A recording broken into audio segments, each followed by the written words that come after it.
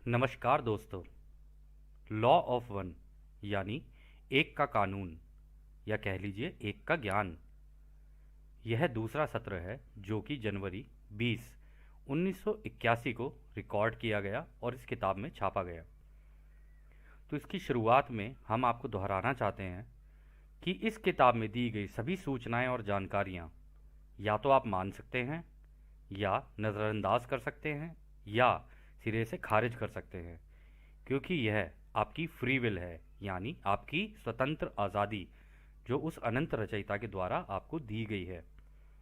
तो अब हम इस सत्र का प्रारंभ करते हैं। तो रा कहते हैं, हम तुम्हारा अनंत रचयिता की रोशनी और प्रेम में स्वागत करते हैं। अब हम बात करने के लिए तैयार हैं। तो डॉन कहते हैं, मैं अनुमान लगा रहा हूं कि ऐसे काफ़ी लोग होंगे जो समझेंगे कि आप क्या कहना चाह रहे हैं। हमारी रुचि है कि हम आपकी और हमारी वार्तालाप की एक किताब बनाएं। क्या आप इसके लिए तैयार हैं? अगर हाँ, तो क्या आप हमें अपना इतिहास बता सकते हैं? तो रा कहते हैं, हम तुमसे बात करने के इच्छुक थे, इसलिए हमने भी तुम्हें संपर्क किया।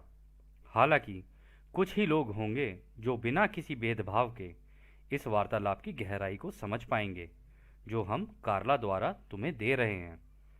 यदि यह तुम्हारी इच्छा है कि तुम इसे दूसरों से साझा करो, तो इसे इस तरह से प्रस्तुत करना कि वो इसे अपनी ज़िंदगी से जोड़कर देख सकें और अपने खुद के निष्कर्ष पर खुद ही पहुंच सकें। यदि एक जाग गया, क्या सब नहीं जाग गए? इसलिए तुम्हारी जैसी इच्छा होगी हम वैसे ही बात कर लेंगे। सीखना और सिखाना एक सबसे पहला हिस्सा है इस एक के ज्ञान का। तो डॉन कहते हैं, क्या आप हमें अपना पहले का इतिहास बता सकते हैं इस मायाजाल में, जैसे कि शायद हमारी धरती पर पैदा होना या फिर इस धरती की पहले की सभ्यताओं से आपका संपर्क, तब शायद हम इस किताब की शुरुआत कर सकें। तो रा कहते हैं, हम जानते हैं कि तुम इस किताब को लिखना चाहते हो। हमें पता है कि हम कहाँ जन्मे, इनमें भी तुम्हारी रुचि है। हमें पता है कि इतिहास में भी तुम्हारी काफ़ी रुचि है, परंतु हम मांगेंगे कि इस बात पर तुम ज़्यादा ध्यान न दो। हमारी जानकारियाँ ज़्यादातर आध्यात्मिक हैं, ना कि ऐतिहासिक, परंतु फिर भी हम तुम्हें यह बताते हैं क्योंकि हमें लगता है कि ये नुकसानदेह नहीं है और अगर ध्यान से देखी जाए तो तुम इसकी गहराई को समझ पाओगे। हम ग्रहों के महासंघ का हिस्सा हैं जो 11,000 साल पहले तुम्हारी दो बड़ी सभ्यताओं के पास आए थे, जो कि उस एक रचयिता की प्रकृति या रचना से काफ़ी जुड़े हुए थे। ये हमारा भोलापन ही था कि हमें लगा कि इनसे आमने सामने मिलकर इनसे सीखा और सिखाया जा सकता था, क्योंकि हमें लगा कि इनमें इनकी आज़ादी का उल्लंघन को खतरा नहीं है। और ये हमें इसलिए लगा कि इन सभ्यताओं का अपनी प्रकृति को देखना ऐसा था कि वो सब में रचयिता को ही देखते थे, या कह लो मानते थे। हम जिनकी सेवा या मदद को आए थे उन्होंने हमारा स्वागत भी किया। हमने उनकी मदद की वो तकनीकें जानने में जिससे चिकित्सा या इलाज किया जा सकता था, जिसके लिए क्रिस्टल का इस्तेमाल किया जा सकता था। क्रिस्टल दोस्तों अलग अलग तरीके के होते हैं, जैसे हीरा हो गया, रूबी हो गया। आपको पता होगा कि हमारी सभ्यताओं में, काफ़ी सभ्यताओं में ये क्रिस्टल अंगूठियाँ पहनने का, गले में क्रिस्टल पहनने का और वैसे भी क्रिस्टल का इस्तेमाल काफ़ी रहा है। तो अब यहाँ पे उन्हीं तरीके के क्रिस्टल्स की बात हो रही है। तो वो कहते हैं कि क्रिस्टल जैसे कि अलग अलग तरीकों के हीरे या हीरे जैसी चीज़ों से कैसे इलाज किया जा सकता है, हमने यह भी बताया था। हमने उनको इसका तरीका बताया कि किस हीरे को किस समय और वक्त पर इस्तेमाल किया जा सकता है और किसी की आत्मा, शरीर और दिमाग ठीक किए जा सकते हैं। इसलिए जिसको तुम पिरामिड बोलते हो ना, वो बनाए गए। हमें पता चला कि ये सब ज़्यादातर उनके लिए रख लिए गए जो ताकतवर या ताकतवर पदों पर थे। ऐसा करने का हमारा कोई उद्देश्य नहीं था। जो हमारे साथ के भाई दक्षिणी अमेरिका में भी थे, वो भी ऐसा ही कर रहे थे। परंतु वहां पर भी यही हुआ। परंतु उन्होंने हार ना मानी। कुछ समय बाद जब उनको लगा कि इससे कुछ नहीं हो रहा है तो वह भी चले गए। परंतु हम नहीं गए। हम तुम्हारी ही घनत्वता में रहे, क्योंकि हमें लगा कि हमारे आने की वजह से वहाँ के लोगों की सोच में जो बदलाव आया वो कहीं से भी एक के ज्ञान का नहीं था। हमने कोशिश की उस समय के शासकों से मिला जा सके, जिसको तुम मिस्र और पश्चिमी फिलिस्तीन होली लैंड कहते हो। काफ़ी कोशिशों के बाद 18वें राजवंश में, जैसा कि तुम्हारे इतिहास में बताया गया है, एक राजा हुआ करता था जिसकी सोच हमारी सोच से मिलती जुलती थी, क्योंकि वो एक वॉन्डरर या कह लो घुमक्कड़ या कह लो पथिक या कह लो यात्री या कह लो एक रमता जोगी था। अच्छा दोस्तों, ये जो शब्द है ना, वॉन्डरर, पथिक, यात्री, रमता जोगी, ये इस महासंघ के ही भेजे हुए लोग होते हैं जो इस धरती पर पैदा होते हैं उस अनंत रचयिता का काम करने के लिए और इस एक के ज्ञान को दूसरों में बांटने के लिए। परंतु ये वॉन्डरर और ये घुमक्कड़ असलियत में क्या है ना, यह भी आपको आगे जाके और गहराई से पता चलेगा। तो वो आगे कहते हैं, उसकी उम्र काफ़ी कम थी और उसका नाम आमुन था। लोग उसकी भगवानों की तरह या कह लो भगवानों के साथ पूजा किया करते थे। आमुन को अपने आप की पूजा कराने से घृणा होती थी, इसलिए उसने अपना नाम बदलकर अखनातेन रख लिया, क्योंकि उस जमाने में सूर्य एक उड़न तश्तरी जैसा दिखता था और जो तश्तरी सूर्य के इर्द गिर्द बनी हुआ करती थी उसको वहाँ की भाषा में आतेन कहते थे। अच्छा दोस्तों, ये आप में से बहुत लोगों को नहीं पता होगा कि उस ज़माने में, इन्होंने कहा ना 11,000 साल पहले, उस ज़माने में हमारे सूरज के आसपास मतलब चारों ओर एक रिंग हुआ करती थी, जैसी आज आज के ज़माने में शनि ग्रह पर है। तो वो रिंग पहले हुआ करती थी, परंतु वो रिंग गई कहाँ ये अभी आपको आगे पता चलेगा। तो फिर वो आगे कहते हैं, इसलिए उसको एक का ज्ञान बहुत अच्छी तरीके से समझ में आया और उसने अपने राज्य में हुक्मनामा दे दिया कि यही असली ज्ञान है, यही इस ज्ञान को अगर दूसरों को सिखाया जाए तो हमारा राज्य काफ़ी आगे बढ़ सकता है। परंतु उसके यहाँ के लोगों ने इसको ज़्यादा ध्यान नहीं दिया और ज़्यादा लोगों ने माना भी नहीं। उसके पुजारी, पादरी, उलेमा, प्रीस्ट केवल मुंह से बोलते रहते थे, परंतु आत्मा के ज्ञान की खोज पर ज़्यादा ध्यान नहीं देते थे। जब वो इस घनत्वता का नहीं रहा जिसको तुम मरना कहते हो, तो लोग फिर दोबारा कई देवी देवताओं की पूजा करने लगे। यह सब तब तक चलता रहा जब तक एक और बुद्धिमान, जिसका नाम मोहम्मद था, उसने लोगों को नहीं समझाया कि ये शरीर, दिमाग और आत्मा का रिश्ता क्या है। क्या इसको और खोलकर बताएं? तो डॉन कहते हैं, हाँ, हम इसके बारे में जानने में काफ़ी इच्छुक हैं कि ये एक के ज्ञान से कैसे संबंधित है। आगे आगे हम इससे संबंधित हो सकता है कि कुछ सवाल पूछें या फिर हो सकता है कि पूरा का पूरा एक के ज्ञान ही पूछ लें अभी, ताकि इस धरती के लोगों के लिए हम थोड़ी छानबीन कर सकें, इसलिए इस तरीके के सवाल आपसे पूछ रहे हैं। आपने बताया था क्रिस्टल या कह लीजिए हीरो से इलाज के बारे में, परंतु हम एक बात कहना चाहते हैं कि यदि आपको लगे कार्ला यदि थक रही है तो आप उस सत्र को वहीं रोक दें। हम बाकी के सवाल अगले सत्र में पूछ लेंगे। थोड़ा सा ये हीरो के इलाज के बारे में बताएंगे क्या हमें ज़रा?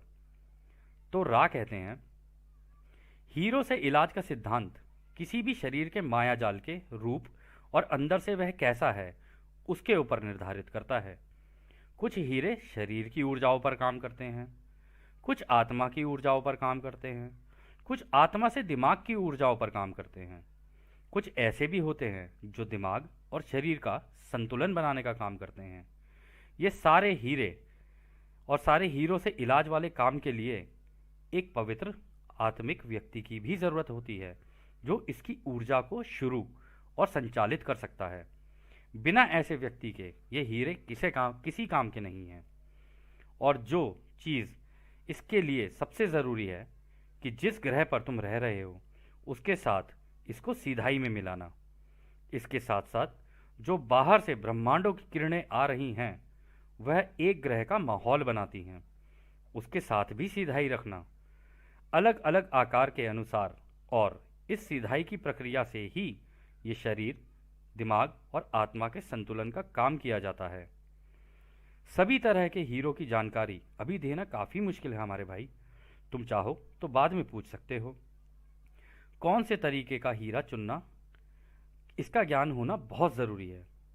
हर हीरे की निर्मलता अलग होती है, परंतु ज़्यादातर पवित्र हीरा, जिसको तुम डायमंड कहते हो, या रूबी का इस्तेमाल हो सकता है। इन सब के साथ एक पवित्र आत्मिक ज्ञान के व्यक्ति का भी होना बहुत ज़रूरी है। इसको रचयिता के प्रेम और रोशनी का इस्तेमाल करना आता हो। इसके लिए एक शुरुआती काम होता है जो ध्यान लगाकर ही सीखा जा सकता है और इस्तेमाल किया जा सकता है। क्या और कोई छोटा सवाल है क्या हमारे भाई तुम्हारा? डॉन कहते हैं, हाँ, आपने कहा था कि इन हीरो के इस्तेमाल से इलाज के लिए पिरामिड बनाए गए। क्या इसके बारे में थोड़ा बता सकते हैं? क्या ये पिरामिड आपने बनाए? अगर हाँ, तो किस उद्देश्य से? तो रा कहते हैं, ये जो बड़ा वाले पिरामिड हैं वो हमारी क्षमता से बनाए गए हैं, इस एक के ज्ञान की शक्ति का प्रयोग करके। ये पत्थर जो तुम्हें दिख रहे हैं ना, आज भी जिंदा हैं, परंतु यह अभी तक तुम्हारे यहाँ की सभ्यताओं को समझ नहीं आया है। इनको बनाने के दो कारण थे। एक तो ऐसी जगह बनाने के लिए जिससे कि उस व्यक्ति को पवित्र किया जा सके जो शुरुआत करने वाला हो इस एक के ज्ञान की शक्तियों का इस्तेमाल करके, और दूसरा ताकि यहाँ पर उनका इलाज हो सके जिनको अपने शरीर, दिमाग और आत्मा का संतुलन बनाना हो। इसके साथ साथ तुम्हारी धरती का भी संतुलन बनाया जा सके या उसका इलाज किया जा सके, ये भी इसी का काम था। इसके एक के बाद एक पिरामिड बनाए गए और उसमें उसी प्रकार के हीरो का इस्तेमाल किया गया जो ब्रह्मांड से आती हुई ऊर्जाओं का इस्तेमाल करके तुम्हारी धरती के शरीर, दिमाग और आत्मा का भी संतुलन बना सकें। इसके लिए हमारे ग्रहों के समूह के बाकी भाइयों ने भी साथ दिया और तुम्हारी धरती की भूमध्य रेखा पर हर एक जगह पर एक अंगूठी की तरह इन पिरामिड्स को बनाना शुरू किया और एक अंगूठी बना दी। अच्छा दोस्तों, आप में से कई लोगों को शायद ये ना पता हो कि हमारे इस पूरे ग्रह की जो भूमध्य रेखा है, जिसे हम इक्वेटर भी बोलते हैं, यदि आप अपनी तरफ से रिसर्च करेंगे या ढूंढेंगे तो आपको पता चलेगा ये जितने भी पिरामिड है ना, ये सारे के सारे उस भूमध्य रेखा पर ही बनाए गए हैं। और इनका काम था कि रचयिता की तरफ से आती हुई जो ऊर्जाएं हैं उनका इस्तेमाल करके इस धरती का संतुलन बना के रखना, ताकि ये धरती आराम से आगे बढ़ सके। तो वो आगे कहते हैं, अभी कार्ला की ऊर्जा खत्म हो रही है। हमारे जाने से पहले तुम चाहो तो एक छोटा सा सवाल और कर सकते हो। तो डॉन कहते हैं, हम जानना चाहते हैं कि शुरुआत में ये पिरामिड के ऊपर या कह लो चोटी पर एक टोपी सी बनी हुई थी, वो किस चीज़ की बनी हुई थी? और इतने बड़े बड़े पत्थर आपने एक जगह से दूसरी जगह कैसे उठा कर रखे? इसके लिए किस तकनीक का इस्तेमाल किया गया? दोस्तों, आप में से बहुत लोगों को शायद ये भी नहीं पता होगा या शायद पता भी होगा कि आज तक ये एक रहस्य बना हुआ है कि ये पिरामिड बने तो बने कैसे, क्योंकि इतने बड़े बड़े पत्थर इस तरीके से लगाना और इस तरीके के आर्किटेक्चर की तरीके से लगाना, ये अपने आप में इतना कठिन टास्क है कि आज भी कोई इसको बिल्कुल उसके जैसा नहीं बना सकता है। तो खैर आगे चलते हैं। रा कहते हैं, हम विनती करते हैं कि इस सवाल को अगले सत्र के लिए रख लें, क्योंकि इसका जवाब काफ़ी लंबा है। तो डॉन कहते हैं, ठीक है, कोई बात नहीं। क्या आप बता सकते हैं कि कार्ला को हम कैसे आराम और उसकी ऊर्जा को कैसे बढ़ा सकते हैं? तो रा कहते हैं, हम खुश हैं कि तुमने हमसे यह सवाल किया, क्योंकि यह हमारा अधिकार, यह काम नहीं है कि बिना किसी के सवाल पूछे हम अपनी जानकारियां उन पर थोपें। हालांकि अब हम कहेंगे कि कार्ला है तो ध्यान की अवस्था में, परंतु इसका इस्तेमाल ढंग से ना करने के कारण उसका शरीर थका हुआ महसूस कर रहा है, या कह लो थक जाता है। इसके लिए तुम कार्ला के इर्द गिर्द एक गोला बनाकर ये शब्द बोल सकते हो। अच्छा दोस्तों, जो शब्द अब दोहराए जाएंगे ना, यदि आप में से कोई भी ध्यान की अवस्था में बैठना चाहे और ये चाहे कि रा और इस महासंघ के लोग, या कह लो आपके भाई बहन, जो उस अनंत रचयिता के प्रेम और रोशनी में उसकी सेवाएं करते हैं। सेवा मतलब, सेवा का मतलब ये नहीं है कि वो रचयिता के गुलाम हैं, नहीं, वो अपनी इच्छा से रचयिता के साथ मिलकर काम करते हैं। तो ये जो शब्द हैं, यदि आप ध्यान अवस्था में बैठकर इनको दोहराते हैं और फिर अपनी ध्यान अवस्था में बैठते हैं, तो आपके साथ जो अनुभूतियां होंगी वो शायद कुछ अलग हो सकें, क्योंकि उस वक्त यह सारे लोग आप ही की हवा में गायब रह के आपके आसपास रहते हैं। तो वो जो शब्द हैं वो इस तरीके से हैं। ज्ञान क्या है? ज्ञान एक है। हम यहाँ क्यों हैं? क्योंकि हम एक का ज्ञान सीखना चाहते हैं। हम रा से ये ज्ञान क्यों मांग रहे हैं? क्योंकि रा उस परम रचयिता के एक के ज्ञान का एक विनम्र दूत है। अब हम और रा मिलकर इस एक के ज्ञान से इस जगह को पवित्र करते हैं। कोई भी विचार का रूप इस गोले के अंदर प्रवेश ना करे जो हमने कार्ला के चारों ओर बनाया है, क्योंकि उस परम रचयिता का ज्ञान एक है। दोस्तों, यहाँ कार्ला का नाम लिया गया है, परंतु आप अपना नाम रख सकते हैं इसमें, यह आपकी इच्छा पर है। अब कार्ला का सिर 20 डिग्री उत्तर के उत्तर पूर्वी दिशा की ओर कर दें, क्योंकि इसी दिशा से नए युग की किरणें आ रही हैं, जिसमें रचयिता का प्रेम और रोशनी है। इस दिशा में कार्ला को आराम मिलेगा, क्योंकि इसी दिशा से उसकी सारी इंद्रियों के द्वार और इसके शरीर और दिमाग और आत्मा में ये किरणें प्रवेश कर रही हैं। अच्छा दोस्तों, ये चीज़ हम आपको बताना चाहेंगे कि यहाँ पर इन्होंने कहा 20 डिग्री उत्तर के उत्तर पूर्वी दिशा। तो यदि आपके पास कंपास हो, आजकल तो ऐप भी होती हैं, ऐप में भी मिल जाता है, लेकिन ऐप उतनी कारगर नहीं होती। जो प्रॉपर एक मैग्नेटिक नीडल होता है, अगर आप उसको लोगे और धरती पर रखते हो, अगर आप उत्तर पूर्वी दिशा की ओर उसके अंदर देखो, उत्तर से सीधे हाथ पे उत्तर पूर्वी दिशा की ओर देखो, और वहाँ पे 20 डिग्री उस वक्त था, अब ये 25 डिग्री हो चुका है। तो उसके 25 डिग्री की तरफ यदि आप अपना चेहरा करके ध्यान अवस्था में बैठोगे ना, तो ये जो नई युग की किरणें आ रही हैं ना, ये आपके अंदर समाना शुरू कर देंगी।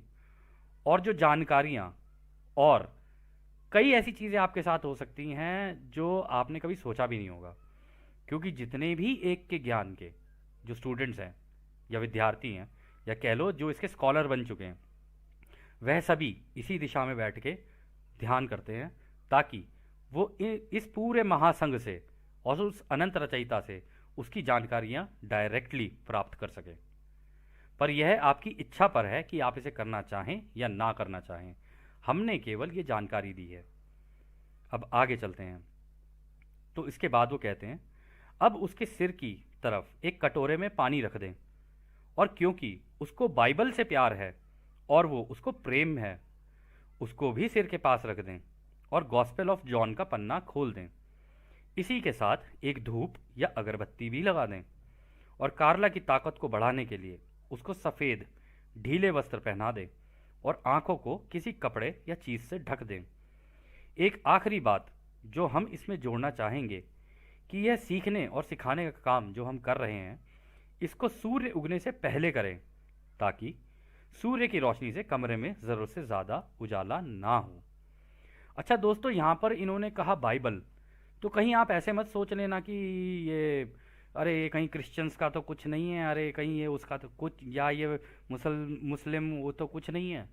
ऐसा नहीं है। जब इस किताब में आप आगे आगे बढ़ोगे ना, आपको पता चलेगा हर धर्म के बारे में इन्होंने बात की है इसके अंदर। तो क्योंकि यहाँ पे कार्ला को ये बाइबल पसंद थी, क्योंकि उसका प्रेम बाइबल से था, इसलिए उन्होंने यहाँ पे बाइबल का नाम लिया। यदि आप ये जानकारियाँ ध्यान अवस्था में समाधि में जाकर कर रहे होते ना, तो जिन चीज़ों की जानकारियाँ आपको है ना, या आपकी जो भी फेवरेट किताब है उसके द्वारा, उसमें से फिर आपको चीज़ें बताते, या उसके अलावा भी जो चीज़ें बताते उसके द्वारा ही आपको बताते। तो अंत में वो कहते हैं, अब हम चलते हैं हमारे भाई, हम उस अनंत रचयिता की शक्ति, प्रेम और रोशनी में और शांति में तुम्हें छोड़कर चलते हैं। आदने हमारे भाइयों, आदने। निरंतर आगे बढ़ो और बढ़ते चलो। यही है एक का ज्ञान।